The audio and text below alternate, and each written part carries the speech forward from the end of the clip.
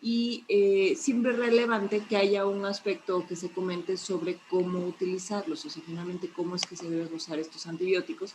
Y generalmente cuando uno va empezando la carrera o cuando empieza a practicar medicina y a hacer guardias y a empezar a prescribir simplemente antibióticos, pareciera muy sencillo, pero en realidad puede volverse tan complejo como uno lo estudie o lo quiera hacer, o tan fácil como uno lo quiera hacer.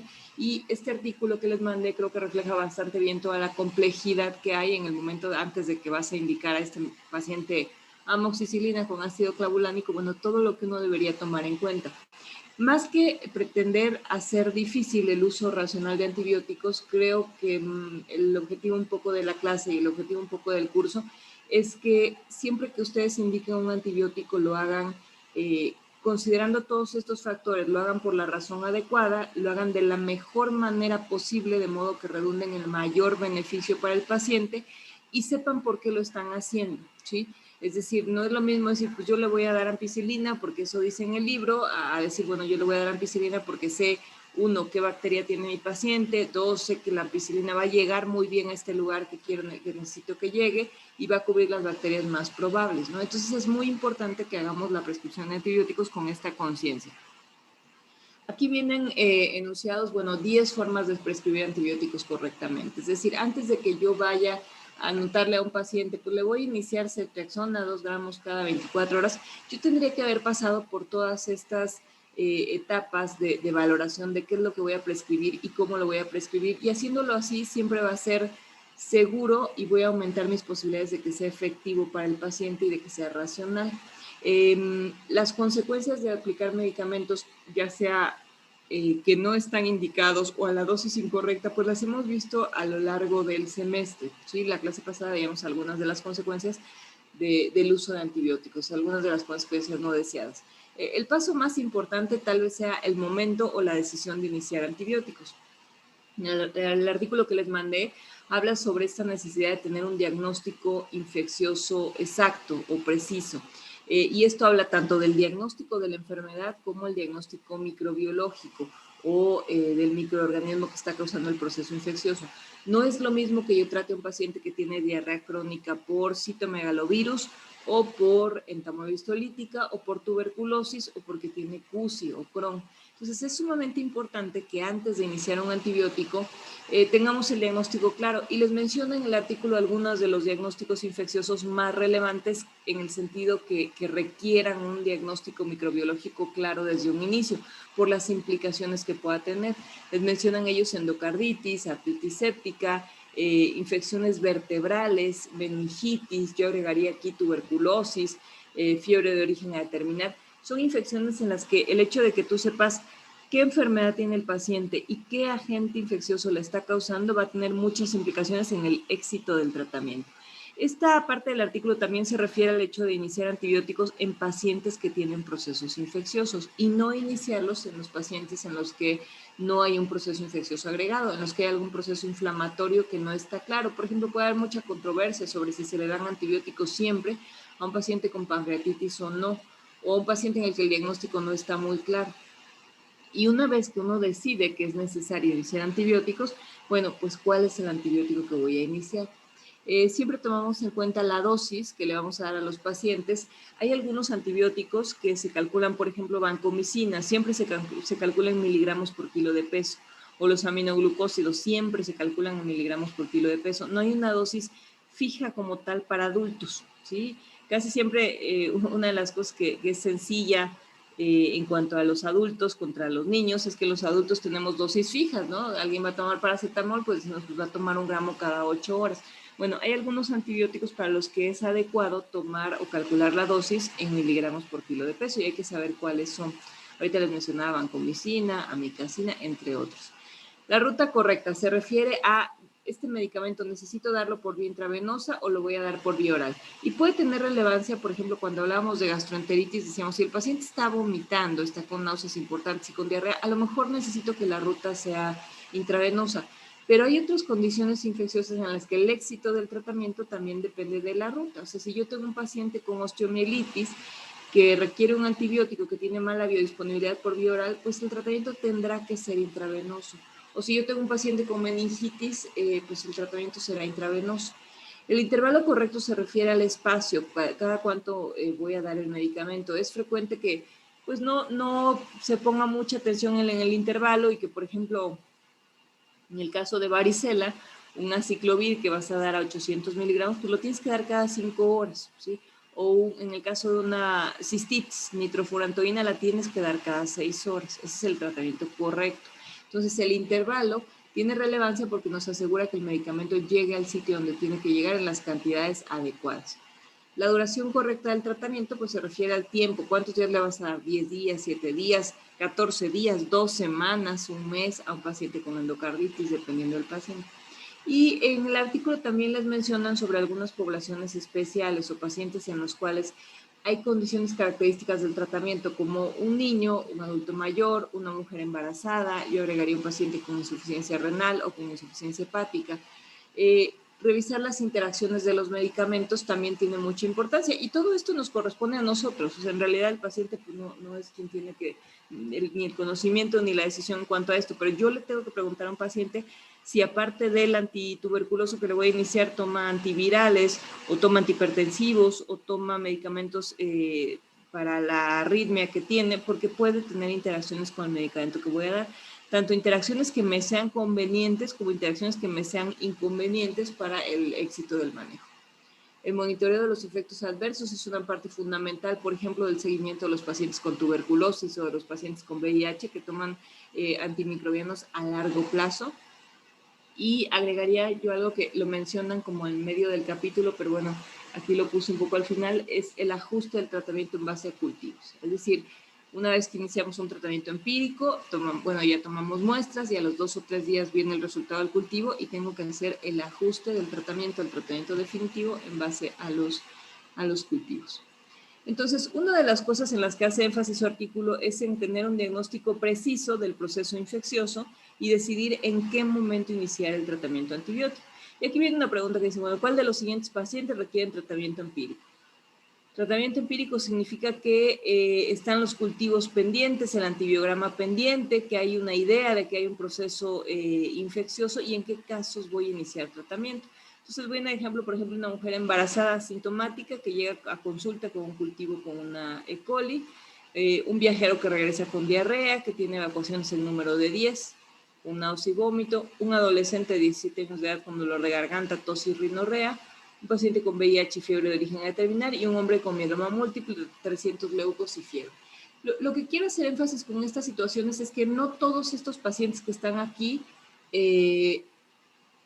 primero, no todos requieren tratamiento antibiótico, pero es sumamente importante que tengamos bien caracterizado el tipo de proceso infeccioso que tienen, porque si nos quedamos en cuadros muy vagos, como un adolescente de 17 años de edad con dolor de garganta, tos y rinorrea, y le damos tratamiento antibiótico a todos estos pacientes, probablemente en un 70 o un 80% de los casos estemos utilizando de forma innecesaria un tratamiento antibiótico. Si yo pudiera precisar con claridad el inciso, por ejemplo, a una mujer embarazada asintomática con un urocultivo positivo, diría, bueno, es una mujer que tiene una bacteriuria asintomática. Y hemos hablado de en qué situaciones en las bacteriurias asintomáticas necesitamos dar tratamiento. En un adolescente de 17 años de edad con dolor de garganta, tos y rinorrea, para mí es relevante saber si primero establecer con precisión cuál es el diagnóstico infeccioso. El diagnóstico infeccioso podría ser faringitis aguda o rinofaringitis. Es diferente si yo digo faringitis por estreptococopiógenes, ¿no? O faringitis por mononucleosis infecciosa o por una infección por herpes simple. Entonces, el hecho de que yo caracterice con diagnóstico y con etiología el proceso infeccioso me da más herramientas para tomar mejores decisiones. ¿Se acuerdan que cuando hablábamos de las infecciones de transmisión sexual decíamos que tener un diagnóstico etiológico aumenta la adherencia de los pacientes? Si yo le digo al paciente, pues tienes una gripe, es menos probable que el paciente se apegue al tratamiento que si le digo, tienes una faringitis por estreptococo, ¿sí? Tener este diagnóstico le da más certeza al paciente, más confianza en el tratamiento y le da más relevancia a por qué debe de continuar un tratamiento. Hay situaciones en las que es urgente iniciar tratamiento antibiótico y las hemos mencionado a lo largo del semestre en varias ocasiones. Una de ellas, las primeras que vimos, era en el caso de los pacientes con sepsis y choque séptico. Un paciente que está séptico, que está con disfunción orgánica y que está en estado de choque requiere tratamiento urgente. Un paciente que tiene una meningitis aguda bacteriana requiere tratamiento urgente, un paciente con meningitis. Y un paciente que tiene neutropenia grave, tiene menos de 1000 neutrófilos totales y tiene fiebre, es otra indicación urgente. Así, el tratamiento debe darse en las primeras horas o en los primeros minutos de que se identifica el diagnóstico, previa toma de cultivos, ¿sí? Hay situaciones en las que no es urgente y por mucho que haya gravedad o severidad en algunos cuadros que son complejos, pocas veces son urgentes. Por ejemplo, en el caso de una osteomielitis, un paciente que tiene 3 semanas con dolor de columna y tiene un absceso vertebral, si el paciente está estable y no está en estado de choque, yo necesito tomarle una biopsia de esas vértebras antes de iniciar tratamiento. Por urgente me refiero a un tratamiento que está un cuadro infeccioso que está poniendo en peligro la vida de forma inmediata. Un paciente con VIH y fiebre de origen a determinar, por mucho que sea un cuadro infeccioso relevante y de gravedad, raras veces es una urgencia que tengas que iniciar en ese momento, en la primera hora. En cambio, si me llega bien chocado, pues sí, en la primera hora tengo que iniciar tratamiento.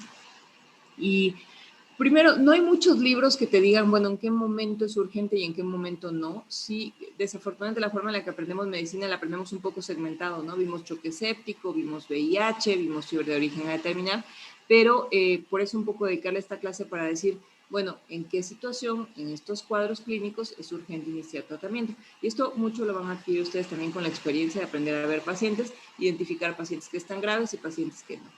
La decisión de iniciar antibiótico entonces se basa muchas veces en tener el diagnóstico infeccioso preciso, en definir si el paciente requiere o no tratamiento dependiendo del cuadro clínico, dependiendo del huésped o dependiendo del cultivo, ¿sí? Porque puede pasar que el paciente me llegue a la consulta con un cultivo de un exudado faríngeo. ¿Requiere o no requiere antibiótico un exudado faríngeo? Yo les diría que siempre hay que regresarnos al paciente. El paciente es lo más importante. ¿Qué es lo que tiene el paciente? ¿Cuál es la urgencia? ¿Cuáles son sus síntomas? ¿Sus síntomas van a mejorar o no con tratamiento antibiótico? ¿Qué tipo de paciente es? ¿Es alguien que es un paciente inmunocomprometido o es un paciente sano? Por ejemplo, no le damos tratamiento a los pacientes inmunocompetentes con un PPD positivo, que tienen tuberculosis latente, pero sí se lo damos al paciente con falla renal que se va a trasplantar. Entonces, el diagnóstico infeccioso preciso me va a dar más herramientas para iniciar un tratamiento. En el caso de las diarreas, acuérdense, había una indicación clara para el tratamiento antibiótico a los pacientes con gastroenteritis, indicaciones en las que no era necesario. Y la segunda pregunta es con qué urgencia se lo voy a dar. Una vez que yo decido dar mi tratamiento antibiótico, pues tengo que escoger cuáles son los medicamentos que voy a dar. Y creo que en el curso del semestre hablamos de diferentes factores que tomábamos en cuenta para decidir qué antibiótico le voy a dar. ¿Cuáles son los factores que se mencionan ahí en el artículo y que hemos revisado a lo largo de este semestre para tomar una decisión de cómo seleccionar antibióticos, niños? ¿Qué me puede decir?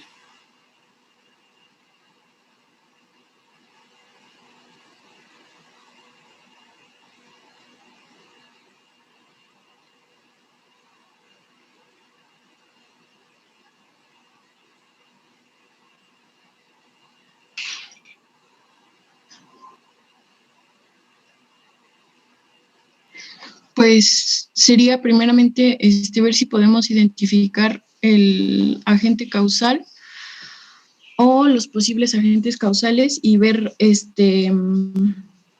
si son si son susceptibles o si son qué antibiótico les puede funcionar a esos agentes causales específicos.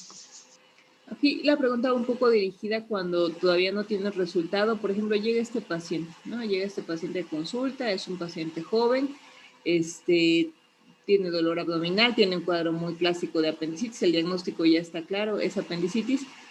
Y pues decidimos que va a entrar a quirófano, pero pues además de entrar a quirófano le vamos a dar tratamiento antibiótico. ¿Cómo tomas la decisión de qué vas a escoger? ¿En qué te basas? Todavía no tienes cultivos, no se ha podido tomar ninguna muestra, pero el paciente necesita el tratamiento ya. Pues puede ser por el sitio, o sea, el sitio de infección donde más frecuentemente se localizan pues esas bacterias, o bueno, las bacterias que podrías encontrar ahí. Ok, entonces algunas de las cosas que hemos mencionado durante todo el semestre es, voy a tomar en cuenta cuáles son las bacterias que pudieron haber llegado a ese sitio y para eso necesito saber cuál es la flora normal de ese lugar. Si se le perforó el apéndice, ¿qué es lo que va a haber en ese lugar? ¿Qué bacterias voy a tener? Entonces, flora normal, sitio del proceso infeccioso. ¿Qué más? ¿Qué otras cosas más La tendría yo que saber? resistencia, si se conoce alguna resistencia, no sé si en el hospital o así. Ok, entonces lo otro es de dónde viene mi paciente. No es lo mismo que este paciente pues venga de su casa, a que este paciente ya estaba hospitalizado por algún proceso diferente, está hospitalizado por COVID y dentro del día 10 de la evaluación del paciente que está hospitalizado empezó con el dolor, el cuadro clínico agudo de dolor abdominal y entonces empieza con el cuadro de apendicitis. O no es lo mismo que sea un paciente que viene de su casa, pero que resulta que cada 15 días va a aplicarse una sesión de quimioterapia intravenosa en la clínica y cuenta con un catéter puerto y le acaban de poner su quimio y además recibe profilaxis con antibióticos para no infectarse. Entonces, ¿de dónde viene el paciente? Entonces, todo esto lo voy a tomar en cuenta para escoger cuál es el esquema. ¿Alguna otra cosa más que se les ocurra de las que vienen en el artículo? También si tiene antecedentes de uso de antibióticos o si tiene alergias o sensibilidad. Ok, entonces el artículo hace mucho énfasis en todas estas cosas que vamos a evaluar en el grupo de pacientes que ustedes acaban de mencionar. Es decir, mi paciente es alérgico a medicamentos, ¿a qué medicamentos es alérgico? Le voy a preguntar si es una mujer, tengo que saber si está o no está embarazada. Le voy a preguntar si ha recibido antibióticos recientemente. Le voy a preguntar cuáles son los otros medicamentos que toma en este momento, qué otras enfermedades padece, y todo esto lo voy a tomar en cuenta para escoger cuál sería el mejor esquema. Entonces, por ejemplo, si yo veo un paciente con una apendicitis perforada, empezando por lo de la flora, pues ¿cuáles son las bacterias que normalmente tengo en el intestino grueso? ¿Qué es lo que espero encontrar? Bueno, voy a encontrar bacilos gram negativos, voy a encontrar anaerobios. Entonces, los esquemas empíricos, yo de verdad se los recomiendo que lo hagan así, porque normalmente como lo hacen, o como lo hacemos al principio, es pues apendicitis, te vas al libro y dices, pues apendicitis, de aquí dice que le vamos a dar ceftriaxona, ¿no? Y le voy a dar ceftriaxona. Y no sabemos ni por qué ceftriaxona. Es mucho, mucho más útil y a largo plazo les puede ser más, creo yo, benéfico y les puede ayudar a aprenderse un poco mejor los esquemas, saber de dónde viene. Viene de todas estas cosas que ustedes acaban de mencionar. ¿Cuál es la flora normal de este paciente? ¿De dónde viene el paciente? ¿Está hospitalizado o viene de su casa? ¿A qué medicamentos es alérgico? Y eso les permite tomar mejores decisiones o decisiones más informadas. El tratamiento empírico sería el ejemplo de lo que acabamos de mencionar ahorita. El tratamiento específico sería cuando ese paciente, supongamos que ya desarrolló su apendicitis, se operó, está en el día 7 de evolución y al día 7 se le hace una tomografía porque sigue con dolor abdominal y se encuentra en la tomografía que tiene colecciones. Y en las colecciones de pus que se ven dentro del abdomen, alguien las funciona, las manda a cultivar y al día número 10 me reportan que en esa colección creció una E. coli con beta-lactamasa. Ahí entonces yo tendría que dar un tratamiento específico. Específico es porque ya sé qué agente infeccioso está presente y tengo un antibiograma. Para el tratamiento empírico, el inicial, cuando llegó por primera vez con su cuadro de apendicitis, toma en cuenta todos estos factores que ustedes mencionaron, el sitio de la infección, la flora normal, la flora de la comunidad, la flora hospitalaria y el uso previo de antibióticos. Tengo que tomar en cuenta las condiciones adicionales del paciente. Una buena práctica en el uso racional de antibióticos es siempre tomar en cuenta la función renal. Yo les sugeriría que como ejercicio, en todos sus pacientes en los que van a prescribir antibióticos, hagan el ejercicio de calcular la tasa de filtrado glomerular. Ok, me voy a ver cuánto tiene de creatinina este paciente, cuántos años tiene, voy a calcular la tasa de filtrado y voy a ver si el antibiótico que le voy a dar se ajusta a función renal. La gran mayoría de los antibióticos se ajustan a función renal. Tiene relevancia sobre todo para infecciones graves, porque muchos pacientes que llegan con algún proceso infeccioso grave pueden llegar con falla renal, que puede ser moderada o leve o severa. O puedo tener pacientes que ya tienen falla renal crónica y que requieren un tratamiento para un cultivo en sangre o para una endocarditis o para una infección vertebral, incluso para una celulitis. Los antibióticos se ajustan tanto si voy a tratar algo tan complejo como una endocarditis como si le voy a tratar la infección de la piel del pie en el paciente diabético. Entonces, el ejercicio es en todos los pacientes, 1, revisar la creatinina, 2, calcular si la creatinina no es normal, calcular la tasa de filtrado glomerular, y 3, revisar si el antibiótico que quiero prescribir se ajusta a función renal. ¿Eso qué quiere decir? Si la dosis se modifica en base a la tasa de filtrado glomerular. Normalmente, por ejemplo, Amikacina, se calcula la dosis 15 miligramos por kilo de peso, pero en pacientes que tienen una tasa de filtrado de menos de 50, la dosis se baja a 7 miligramos por kilo de peso y se puede dar cada 48 horas en vez de cada 24. Entonces, todo esto va a evitar, bueno, primero va a hablar de un uso más fino del antibiótico, o sea, no nada más indicarlo por indicarlo, sino teniendo en mente cómo lo va a depurar el paciente, es una mejor prescripción. Y segundo, les va a evitar toxicidades o efectos secundarios graves. Por ejemplo, alguien que recibe unas dosis altas de un carbapendémico como el imipenem y no están bien ajustadas y el paciente tiene falla renal, es un factor de riesgo para que el paciente tenga crisis convulsivas. Ahora, si yo no me sé, pues ni la tasa de filtrado, no me sé que el imipenem se ajusta a función renal, pues no me sé la creatinina del paciente, ni siquiera sé que el imipenem causa crisis convulsivas, entonces me va a pasar, me puede llegar a pasar. Entonces, es importante que también estén familiarizados con los antibióticos y sus efectos secundarios. Si lo vas a indicar, tienes que saber qué le puede pasar al paciente cuando le das este medicamento. La dosis correcta se calcula de acuerdo al peso y hay algunos antibióticos que si el paciente es obeso, se calculan no en base al peso del paciente, el peso real, sino su peso ideal. También puede ser que si, por ejemplo, en tuberculosis, el tratamiento es muy, pues claro, ¿no? Das 4 tabletas de Dotval para los pacientes que pesan más de 50 kilos. Pero si el paciente pesa menos de 50, tienes que calcular cada componente del tratamiento de tuberculosis en base a miligramos por kilo de peso. Entonces calculas en miligramos por kilo de peso la rifampicina, la isoniazida, y no es raro que los pacientes con tuberculosis pierdan peso y lleguen a menos de 50. La dosis se calcula también de acuerdo a la función renal y también de acuerdo a la severidad de la infección. Por ejemplo, en el artículo les mencionan cómo necesitas que algunos antibióticos lleguen a ciertos sitios, ciertos sitios difíciles de que llegue el antibiótico, donde la penetración no es muy adecuada, pues vamos a tener, por ejemplo, en los casos de endocarditis, los casos de meningitis o los casos de osteomielitis, ¿no? La llegada a hueso, a líquido cerebroespinal o a alguna cavidad sinovial, a una cavidad articular, puede requerir una dosis más alta. Otro de los factores que tomamos en cuenta para definir el tratamiento antibiótico adecuado son y que son una herramienta súper valiosa en el manejo de las infecciones bacterianas, son los cultivos. Los cultivos normalmente nos reportan, este es un ejemplo de un cultivo, aquí dice, nos reportan lo siguiente, ¿de dónde es el cultivo? ¿No? Siempre hay que rotular bien las muestras. Pues es de un absceso de abdomen, o es de un absceso hepático, o es un absceso cerebral. Nos reportan el nombre de la bacteria y generalmente siempre un cultivo debe incluir el género y la especie. No me deben decir estafilococcus, porque hay estafilococcus aureus, hay coagulasa negativos, hay epidermidis. Entonces me tiene que decir siempre el género y la especie. Hasta ahí debe llegar la identificación. No se vale que el laboratorio reporte estafilococcus. Me debe decir de dónde viene la muestra. Pues es un absceso que viene de secreción del pie. Y me va a reportar lo que se conoce como el antibiograma, que es una lista de antibióticos y a qué antibióticos la bacteria es sensible y a cuál es resistente. Para fines prácticos del uso diario de los cultivos, ustedes solo tienen que revisar esta columna donde dice que, por ejemplo, el estafilococo es resistente a moxifloxacina. Para fines de profundidad en el uso de antibióticos y una prescripción adecuada, pues uno tendría que saber, yo diría que primero tendría que saber cuáles son los antibióticos relevantes para Staph aureus, ¿no? Yo tendría que saber que, por ejemplo, ciprofloxacino no es relevante porque no es un antibiótico que se utiliza específicamente para Staph aureus, ni es la mejor quinolona para Staph aureus.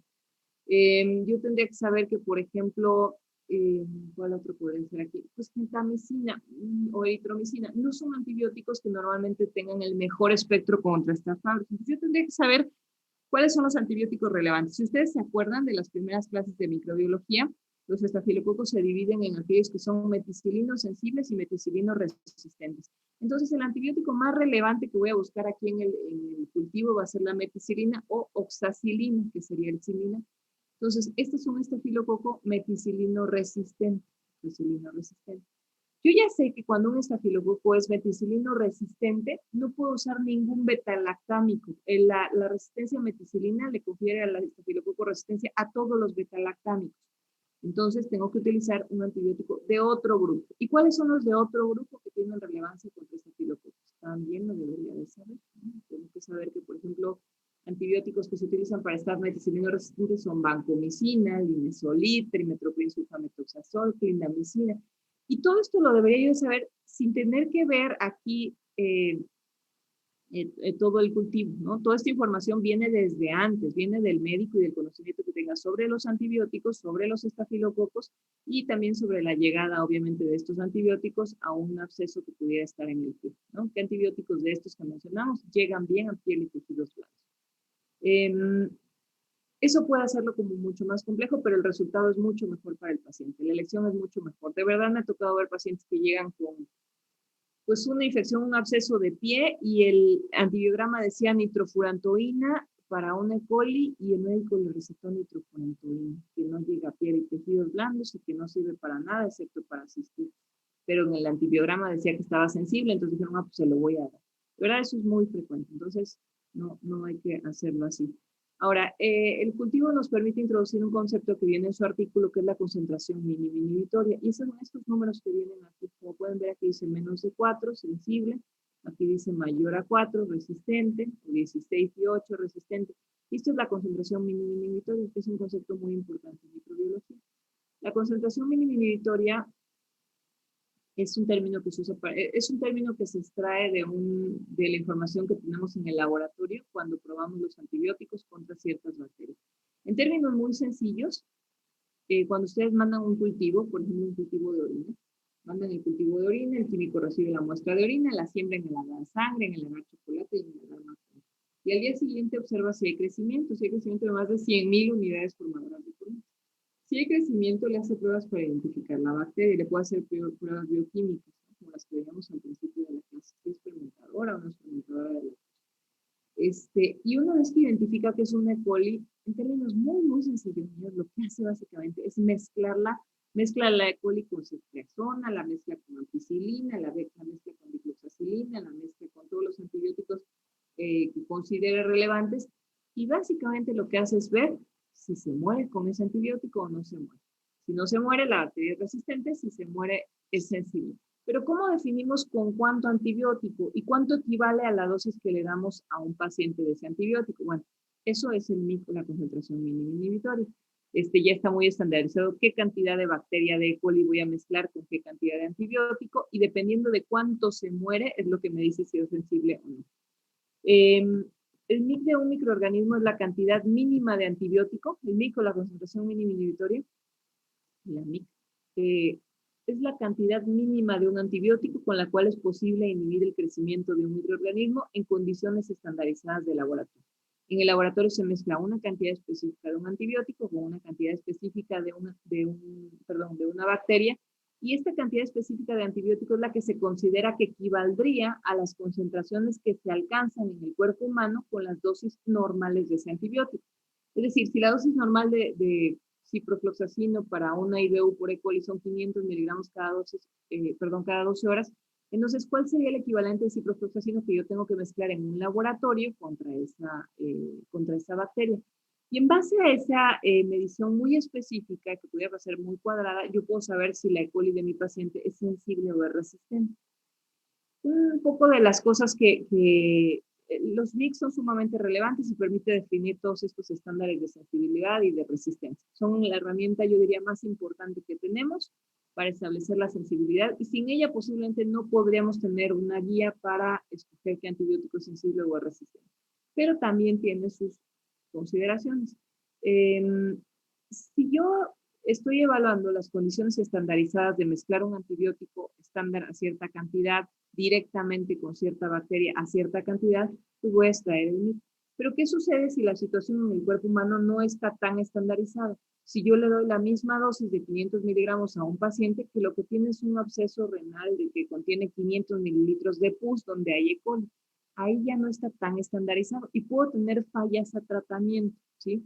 Aunque la bacteria sea sensible. ¿Por qué? Porque hay otros elementos como la cantidad de pus, la cantidad de bacteria, la penetración al parénquima renal y la ruta en la que yo estoy dando el antibiótico que pueden alterar ese éxito de tratamiento. Por eso tomamos en cuenta todos esos factores para escoger el antibiótico.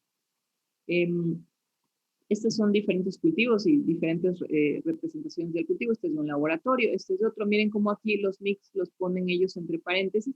Y el laboratorio trata de ponérmelo muy fácil, ¿no? Me pone la bacteria, el género y la especie, me pone a qué antibióticos está resistente y a qué antibióticos está sensible. Entonces, yo tengo Astronam, Colistin, Imipenem, Meropenem, Pipertazo, Picaxilina y Fosfomicina para Pseudomonas aeruginosa. ¿Cómo voy a escoger cuál de estos voy a utilizar?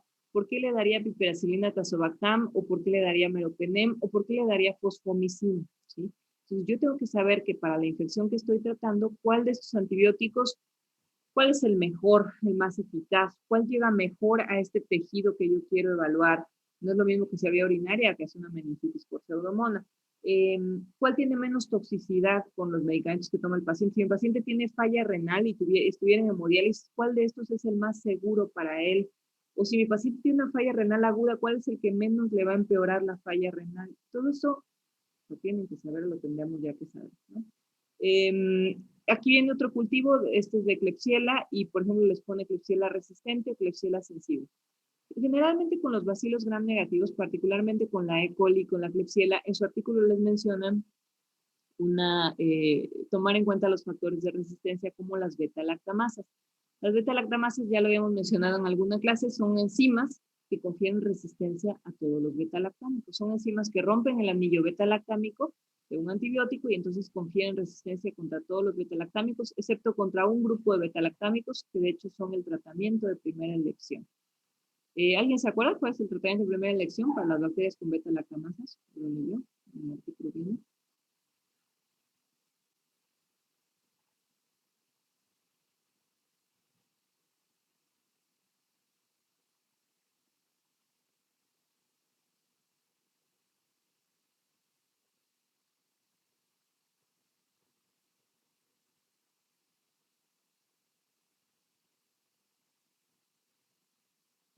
¿Los beta-lactámicos, doctora? No, es decir, el hecho de que una bacteria tenga beta-lactamasa de espectro extendido le confiere resistencia contra todos los beta-lactámicos, excepto contra cuáles. ¿Cuál es el tratamiento de primera elección? ¿Cuáles son los antibióticos que resisten a esas beta-lactamasas de espectro extendido? ¿Las cefalosporinas? No.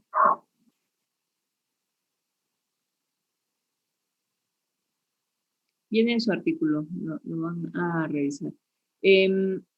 ¿Cómo puedo identificar? Por ejemplo, fíjense cómo este cultivo solo dice Klebsiella pneumoniae, ¿sí? Y no me dice si tiene beta-lactamasas o no. Hay otros, creo que no les puse, pero hay otros tipos de cultivos donde el plano laboratorio me pone Klebsiella pneumoniae con beta-lactamasas de espectro extendido. Si no me lo pone el laboratorio, una forma de identificar si una bacteria gram negativa, específicamente Klebsiella o E. coli, tiene beta-lactamasas de espectro extendido, es buscar las cefalosporinas de tercera generación.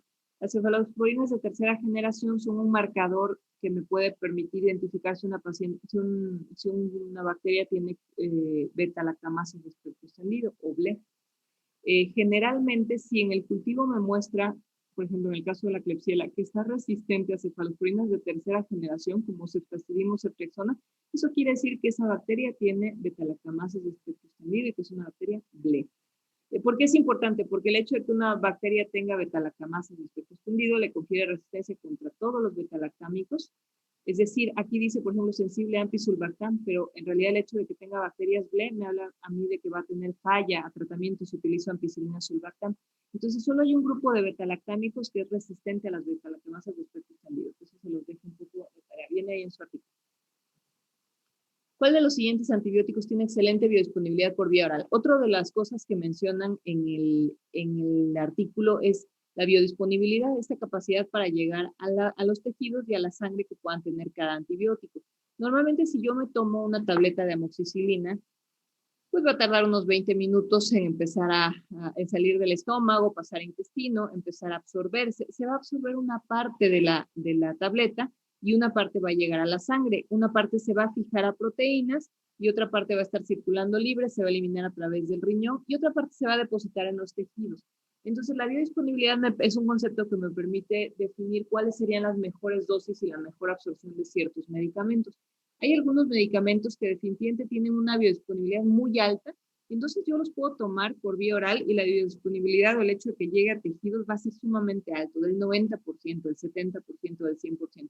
Y hay antibióticos como por ejemplo incluso la amoxicilina que tienen una biodisponibilidad muy baja, que van a llegar en un 20 o un 30% a los tejidos. Y a veces con eso puede ser suficiente, pero depende del tipo de infección, ¿no? A lo mejor para una celulitis es suficiente, pero para una meningitis no lo es. Entonces es importante conocer cuáles son los antibióticos que tienen una excelente biodisponibilidad por vía oral. Por ejemplo, las quinolonas tienen muy buena biodisponibilidad. El fluconazol es un antifúngico, tiene muy buena biodisponibilidad. El metronidazol tiene excelente biodisponibilidad, tanto así que da igual darlo intravenoso o vía oral. No sé si se acuerdan, pero para el absceso hepático mediano lo podías dar por vía intravenosa o lo podías dar por vía oral. Linezolid es otro antibiótico que tiene excelente biodisponibilidad por vía oral. Entonces, la ruta correcta, si voy a dar un medicamento por vía oral o por vía intravenosa, pues dependerá de la biodisponibilidad de los antibióticos y también de la tolerancia a la vía oral que tenga el paciente. Y aquí me acuerdo siempre de los pacientes con gastroenteritis, ¿no? Si el paciente no puede comer y no puede tomar agua, no se va a poder tomar el antibiótico. En el artículo les menciona un concepto que es que habla también de la farmacocinética y la farmacodinámica de los antibióticos y que se refiere a la actividad bactericida, es decir, qué tan capaz es este antibiótico de matar bacterias. Y se ha visto que algunos antibióticos dependen específicamente de cuánto tiempo los estés administrando en concentraciones adecuadas y otros dependen de qué tan rápido das una concentración alta del antibiótico, aunque sea por un breve espacio de tiempo. Entonces dividimos los antibióticos en aquellos que son dependientes de la concentración, o sea, qué tan rápido yo llego a un pico del antibiótico en altas concentraciones, o dependientes del intervalo o del tiempo. Es decir, no importa que no llegue a un pico muy alto, pero que constantemente haya concentraciones adecuadas del antibiótico en sangre. Entonces, antibióticos con actividad bactericida dependiente del tiempo son los beta-lactámicos, los macrólidos como claritro, acitro o eritromicina y la vancomicina. Y antibióticos dependientes de la concentración son, por ejemplo, los aminoglucósidos, colistina, las quinolonas, el metronidazol, la daptomicina. Y generalmente estos antibióticos dependientes de la concentración dependen de que des concentraciones altas y llegue rápido un pico del antibiótico. Y los otros, los beta-lactámicos, dependen más de que constantemente estés administrando el medicamento y permanezca arriba del MIC o de la concentración inhibitoria por un periodo largo de tiempo. Esto tiene importancia sobre todo para cómo se seleccionan los intervalos. Por ejemplo, es más frecuente que los beta-lactámicos los tengas que administrar varias veces al día. Por ejemplo, piperacilina y tazobactam pues cada 6 horas, meropenem cada 8 horas. Y en cambio, los que son dependientes de la concentración, las dosis más altas, como por ejemplo 1 gramo de amicacina, solo una vez al día, ¿sí? O moxifloxacina, una vez al día, o daptomicina, una vez al día. La duración del tratamiento, pues generalmente se recomienda el tratamiento más corto que sea efectivo, o sea, el tratamiento más breve que pueda ser adecuado y efectivo. Y en esto hay mucha controversia, todavía no hay límites muy fijos. Hay quien dice que para una neumonía en la comunidad, pues puede ser suficiente con una dosis de ceftriaxona, y hay guías que dicen, no, pues tienes que dar 5 días, y hay quien da 10 días, y hay quien decide dar 14. Esto sí generalmente depende pues de varios factores. Hay varias cosas que tomamos en cuenta para definir cuánto tiempo le damos tratamiento al paciente. Cada vez queda más en desuso esto de los días fijos, de decir, pues son 7 días y como son 7, independientemente de cómo vaya el paciente, al día 7 se acaba. O son 14 y a la fuerza son 14, ¿no? Y el paciente desde el día 3 ya está como si nada, ya se curó y aún así lo llevamos a 14 días. Entonces tomamos en cuenta varias cosas. Tomamos en cuenta el estado clínico del paciente antes de definir terminar un tratamiento o alargarlo. Tomamos en cuenta cómo va, qué pasó con los síntomas que tenía cuando llegó, la fiebre, el estado de choque o la tos o la dificultad para respirar o la hipoxemia. ¿Cómo han mejorado esos parámetros? ¿Ya están completamente resueltos o todavía están en proceso de resolución? Tomamos en cuenta marcadores, por ejemplo, para procesos como osteomielitis, para una infección vertebral. Tomamos en cuenta marcadores como la proteína C reactiva y la velocidad de sedimentación globular. El paciente empezó con un absceso vertebral con 70 de BSG y ya llevamos 4 semanas de tratamiento y vamos en 40 de BSG y le aumentamos y a las 6 semanas ya vamos en 20. Entonces, estos indicadores nos pueden ayudar a tomar mejores decisiones de cuándo vamos a suspender o no un antibiótico. Tomamos en cuenta también que esté resuelto el foco infeccioso. Es decir, yo puedo dar 5 días para una apendicitis, pero si está perforado y no se ha resuelto la perforación, pues los 5 días no van a ser suficientes. Entonces necesito control de foco infeccioso. Y por control de foco infeccioso nos referimos generalmente a una resolución de un proceso infeccioso que no es con tratamiento médico. Puede ser drenajes, puede ser retiros de material infectado, o puede ser recambios de material infectado. Por ejemplo, un paciente con una prótesis de cadera infectada. Muchas veces si yo no retiro la prótesis, pues no voy a poder dar un tratamiento corto, ¿no? Voy a tener que dar un tratamiento prolongado o un tratamiento permanente. O si yo tengo un paciente que tiene una sepsis abdominal por una cirugía de una hernia umbilical y tiene una malla infectada, yo necesito que se retire esa malla infectada para que el tratamiento sea efectivo. O si tengo un paciente con colangitis y está tapada la vía biliar, si yo no destapo la vía biliar, pues me puedo echar un mes de tratamiento y el paciente no va a mejorar. Entonces, generalmente tratando de acortar los esquemas, el control de foco infeccioso se recomienda hacerlo desde el inicio, en cuanto se identifique que hay un foco infeccioso no resuelto, ¿sí? Pacientes específicos, mujeres embarazadas, yo tendría que saber cuáles son los antibióticos que no se pueden usar en embarazadas porque son teratógenos o porque provocan complicaciones en el embarazo. Tendría que saber qué antibióticos no se pueden utilizar en niños. En pacientes inmunocomprometidos, pues cuáles son los antibióticos que tienen mejor eficacia o que pudieran tener más interacciones. Generalmente en pacientes que toman muchos medicamentos, tengo que hacer la lista de los medicamentos del paciente, la lista del antibiótico que yo le voy a administrar y evaluar si estos medicamentos no tienen interacciones entre sí. Aquí hay ejemplos de algunos medicamentos que tienen interacciones muy conocidas, como rifampicina en el caso de los pacientes con tuberculosis, voriconazol como uno de los azoles contra hongos y los antirretrovirales. Si yo ya sé que mi paciente está tomando antibióticos y yo sé cuáles son los efectos adversos, pues tengo que tratar de monitorizar esos efectos adversos. Por ejemplo, los niveles de creatinina, las pruebas de funcionamiento hepático. Por ejemplo, en adultos de más de 60 años de edad con tratamiento antituberculoso, sí se recomienda monitorizar las pruebas de funcionamiento hepático. Se ha visto que 2 semanas después de iniciado el tratamiento para tuberculosis, un 20% de los pacientes puede tener elevación de las transaminas.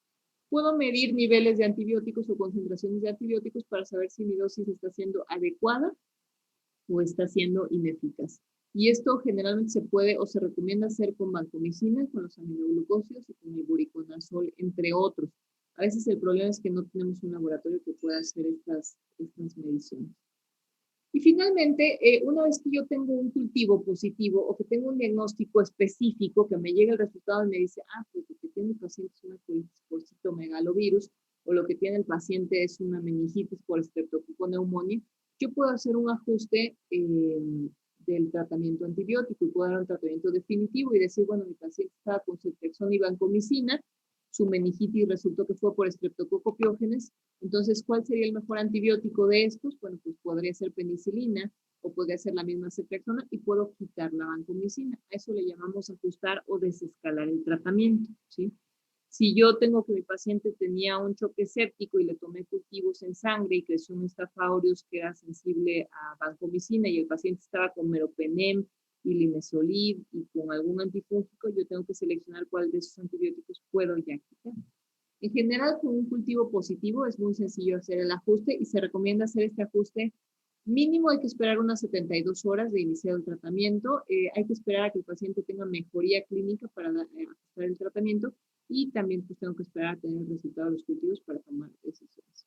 Es difícil desescalar o ajustar el tratamiento cuando yo empecé con meropenem y linezolid y el paciente estaba chocado y a los 3 o 4 días no hay cultivos o no creció nada, pues no tengo muchas herramientas para desescalar, ¿sí? Entonces, aunque pudiera parecer sencillo, en realidad, la verdad es que casi siempre que termino esta clase me parece que sí es como no quiero decir complejo, pero son muchas cosas las que uno tendría que tomar en cuenta al momento de indicar, al momento de continuar y al momento de suspender un tratamiento. Y en general, obviamente, el uso de antibióticos les va dando pues, más experiencia para utilizarlos y para conocer sus efectos secundarios. Y cada una de estas pequeñas cosas que acabamos de mencionar, si las empiezo a hacer de forma rutinaria desde el principio, me voy volviendo como más eficiente. Obviamente al principio pues me tardo mucho más en saber la dosis, en calcular la tasa de filtrado, en recordar la lista de efectos secundarios, pero conforme uno lo va haciendo de forma rutinaria más frecuentemente, pues se vuelve mucho más efectivo y de verdad esto redunda en más seguridad para el paciente y en más efectividad. Entonces, hay que revisar el artículo con detalle. Todos estos pues, factores que mencionan aquí tienen relevancia para el uso de antibióticos y los practicamos conforme vamos manejando cada vez a más pacientes con tratamiento antibiótico. No sé si alguien tenga alguna duda de algo que haya revisado el artículo, de algo que comentamos aquí.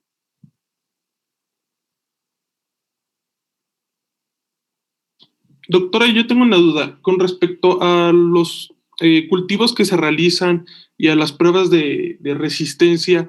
¿se realizan de forma rutinaria o tú tienes que especificar cuando mandas un cultivo que quieres ver también el antibiograma? No, se realizan de forma rutinaria. Un cultivo siempre les debe reportar el género, la especie y el antibiograma. Así es como siempre se reporta, ¿no? A veces te puede suceder que, ten en cuenta mucho el laboratorio con el que tú trabajas, ¿no?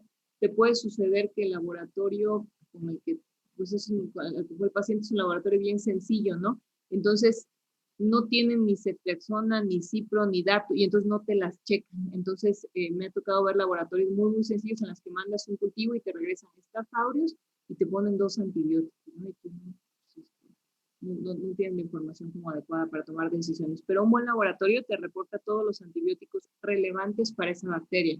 Y también un buen laboratorio no te reporta antibióticos irrelevantes, ¿no? Por ejemplo, para pseudomonas, que no te reportarían ni te deberían de reportar ceftriaxona, ¿no? Porque ceftriaxona intrínsecamente resistente a pseudomonas. Entonces, solo te debería de reportar a lo mejor, pues, ciprofloxacino, amicacina, los antibióticos que tienen relevancia. Si tú quieres un antibiótico en especial, hay que indicárselo al laboratorio. Por ejemplo, en casos de infecciones muy resistentes, ¿no? Tú sabes que el paciente tiene una Acinetobacter baumannii y está resistente a todo. Tú le puedes pedir al laboratorio específicamente llamar y decir, oiga, necesito que me chequen adicionalmente colistina o tigecyclina. O, por ejemplo, para una cosa más sencilla, de repente me toca ver pacientes con IBU o con cistitis y el laboratorio me reporta cipro, himero y calzocin. Pues yo lo que necesito saber es microfurantoína, bactrimo, fosfomicina. Si a ti te interesa uno en especial, puedes pedir específicamente al laboratorio que lo haga. Pero de rutina siempre les voy a entregar esto, el género, la especie y los antibióticos a los que es sensible y resistente sin necesidad de que uno lo especifique. Ah, ok. Gracias, doctora.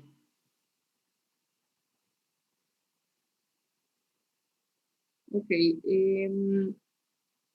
Bueno, la próxima clase, creo que es nuestra última clase, vamos a ver el esquema de inmunización del adulto.